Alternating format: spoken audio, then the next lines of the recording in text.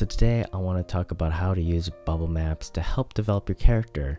I have a character right here today. His name is Frank. He's a journalist, and we're gonna learn a little bit more about this guy. So I find bubble maps helpful. I don't use it that often, but when I do, I find it helpful in developing my side characters, figuring out which scenes they belong to, and that's the important part. Which scenes? That's kind of the end goal I'm trying to make. I want to know when I should include them in the story.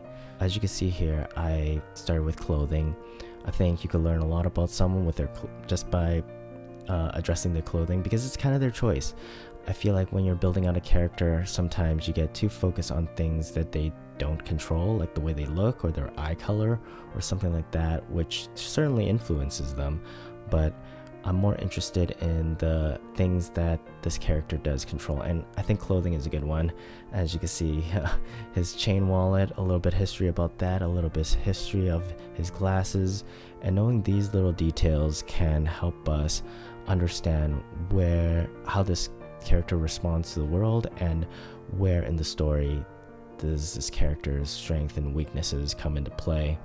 We want to address things like fear, things like love, and then we want to branch out from there and really understand what caused these fears or experiences where the fear manifested itself and really impacted the character. So we're thinking of relationship between the characters and the emotions or the thing or the event.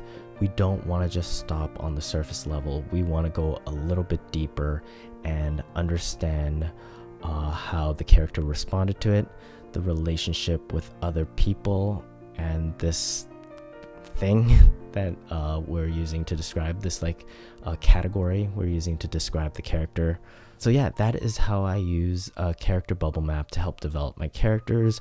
I'm not really looking at how they look necessarily or how they walk. I'm looking for the characters' relationships.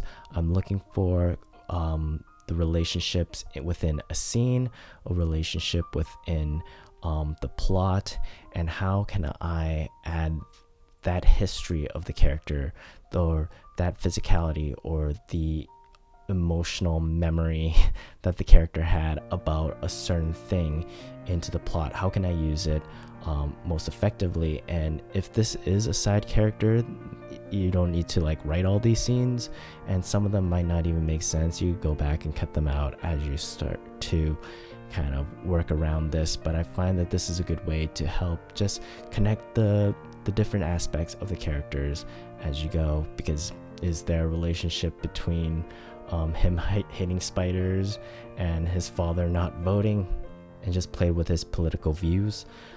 So yeah, it's fascinating just doing this, and obviously you could draw inspiration from your own life as well.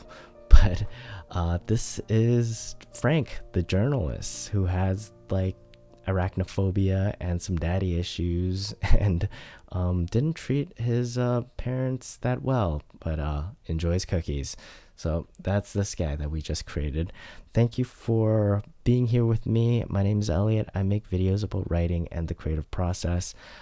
I love to share more with you. If you're interested, hit subscribe so you don't miss any of it.